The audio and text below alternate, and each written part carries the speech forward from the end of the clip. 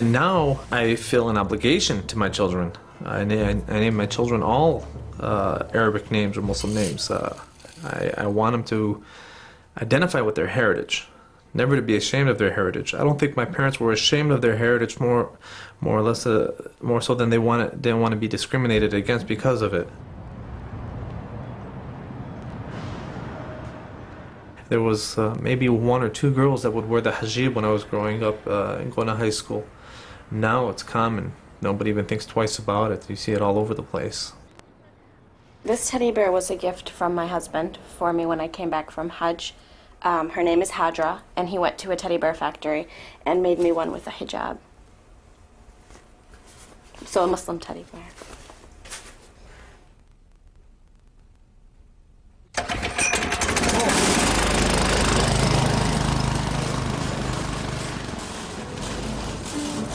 دعست عليها امشي من هون. Get away from the middle. Okay. For Adel and his kids, Muslim culture is out of reach. Get away from the bushes. The nearest Muslim school is nearly 50 miles away and is undersubscribed. I tried to let them enroll to a Muslim school, but it was very far from here. It was about like 45 minutes each way driving. And I did take them for the first day. But my son did not like it because in his grade, there was only 6 people, including him, 5 of them girls.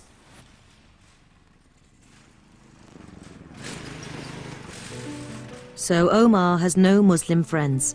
His only playmate is his sister, Dana. ركب أختك. Dana, since she really started her life in America, with school and the TV and everything, and me being busy at the same time, I can see it's going to be a tough mission to bring her up on the Islamic faith. أنت قاعد هناك برا؟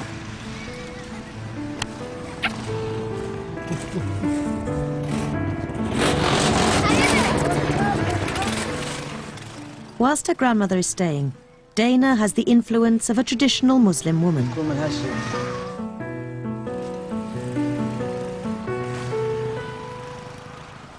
But very soon, her granny will be returning to Jordan.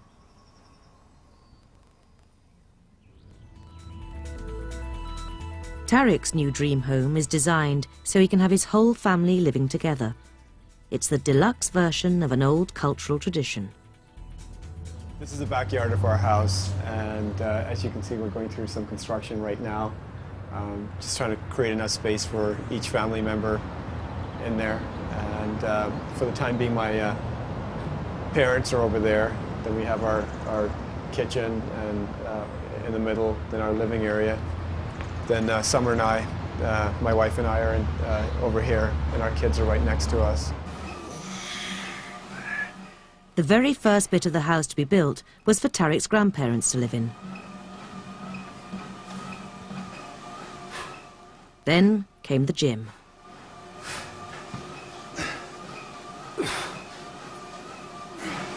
Every morning, whether I'm here or not, my grandfather's always here.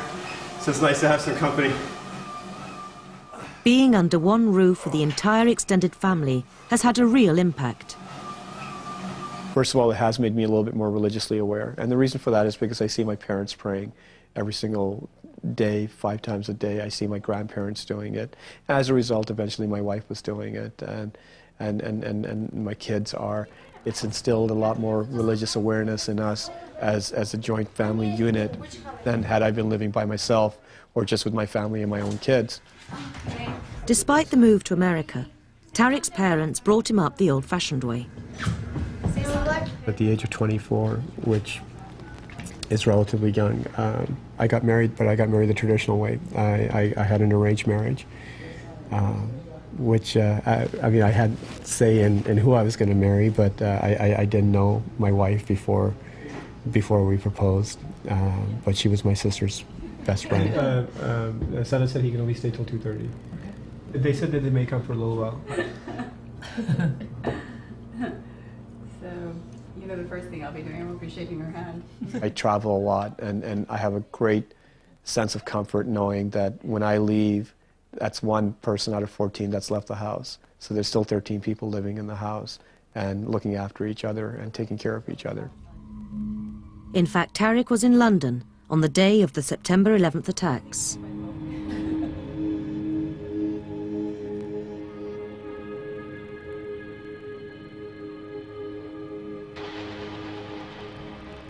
We don't know what we're gonna do. We are upset about what happened. The same thing, we are scared. We're feeling we are not free. Everybody looking to his side, what's gonna happen to him.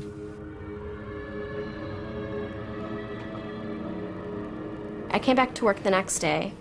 I was still in shock. I still felt very confused as to what my response should be. And it's difficult because you just keep seeing the same images over and over again, and you get very little information. But at the same time, you've got to come to grips with what's happening. And I knew that being Muslim and having being identifiably Muslim, that people at the firm were going to come in and ask me what I thought, and does the religion allow things like this, and what's the religion's perspective on suicide bombing? And those are difficult questions. The more they use the word Islam and Muslim to describe these terrorists, the more I was at risk of having potential family members retaliated against just because they practice that faith and that religion.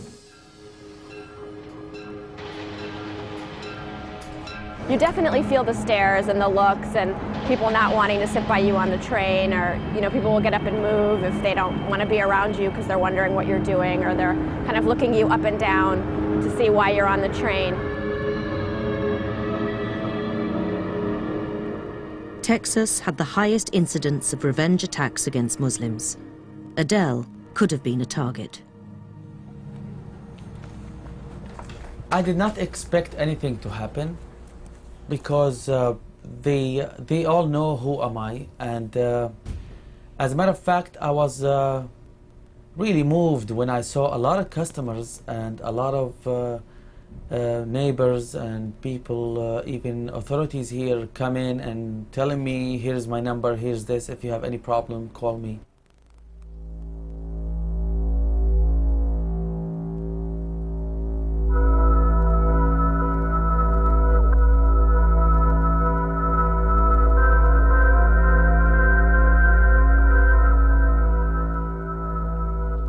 I feel sorry for the people that lost their lives. There were Muslims in that building. There were Christians. There were Jews. There were innocent people. There is no excuse for that. Now people are unfortunately looking at everything that is Muslim in a negative way. You cannot judge the religion by the actions of these people. It's not a religion of vengeance and hate. It's a religion of tolerance. Regular Muslims feared their religion was being tainted by an atrocity carried out in its name. I saw programs on television where I saw the CIA and the FBI and the president expressing their opinion of Islam and breaking down the 5 pillars of Islam. That blew my mind. That blew my mind. I was in the house watching it with a friend of mine, and I was running around the house yelling, and he was looking at me like, what's the big deal? And I'm like, you don't understand. President Bush is expressing to the world that Muslims are not the enemy. With patriotism soaring, American Muslims had to examine their allegiances. There's so many of us that have family, in other countries. I mean, Pakistan was a major kind of playing force in the beginning because it was a question of whether it was going to align itself with the States or with Afghanistan and what it was going to do.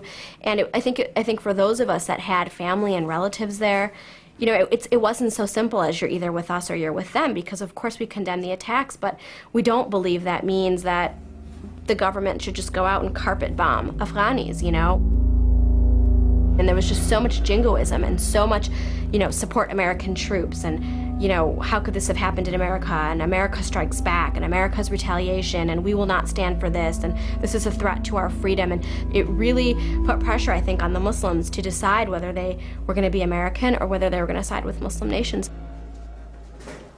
خليك قاعد بابا. في الابيض جاي مع جارليك صوص، في الاحمر جاي مع بابريكا صوص، في صدوره وفي الابيض جاي صدوره. I haven't put an American flag up because I don't feel I need to wear my patriotism on my arm, or I know who I am and what I am and what type of patriot I am. If I was called to war, I would serve this country. Ali did serve at Fort Bragg, North Carolina in 1984.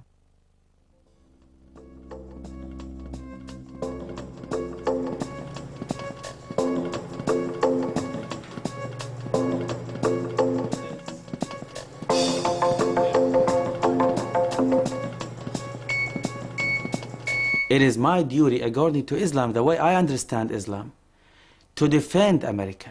If Mexico, I'm close to Mexico here, if Mexico attack America, it is my duty as a Muslim, because this is the country I'm feeding my family. Wherever you live and you're feeding your family and you're living in that country, you should defend it. So that's the teaching of Islam. If you're living in an area and this area got attacked, Islamically, you should defend it. Islamically, not American-wise, not because I swore when I got the citizenship. No, Islamically, you should defend the country you're residing in.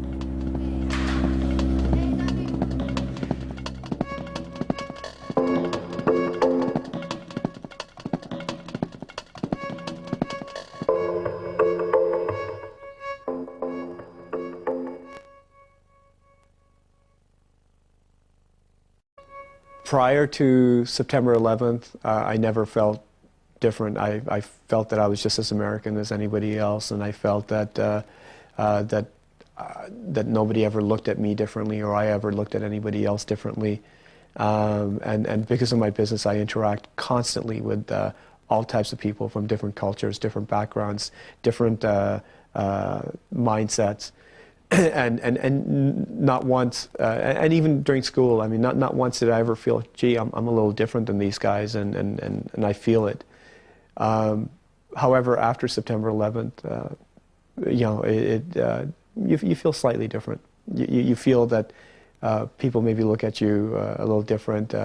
People are a little bit more curious about, you know, your mindset, your thinking, your beliefs. More than 100,000 Muslims enter the United States every year, all looking for a better life and the freedom to live it. When I was young, I wished to go to any country outside Egypt, in Europe or America. But I prefer America because everybody dreams about America.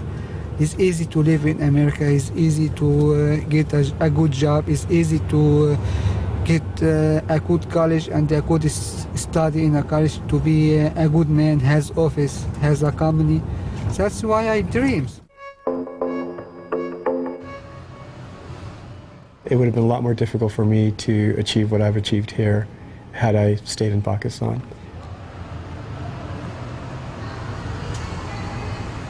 I don't think I would have been given access to the same opportunities that I was given by being here in the United States. You know, I should have brought a jacket. You want mine? It's okay, I'll understand. You sure? We are Muslims, we are Americans, and we're here to stay. We love this country. We came here for this country to make a better opportunity for our families and to give them more things in life, and that's why my grandfather came here. For over 100 years, Muslims have been allowed to thrive here. The attacks of September 11th have shaken their communities to the core and thrown their position into question. Now, with the rest of the nation, American Muslims must continue building their lives. That one attack has thrown this country into a tailspin. And I think we can recover. I hope we can recover. I've got a family I want to raise in this country. Oh, yeah? So is it good? It's all right. You know, I'm a chocolate freak.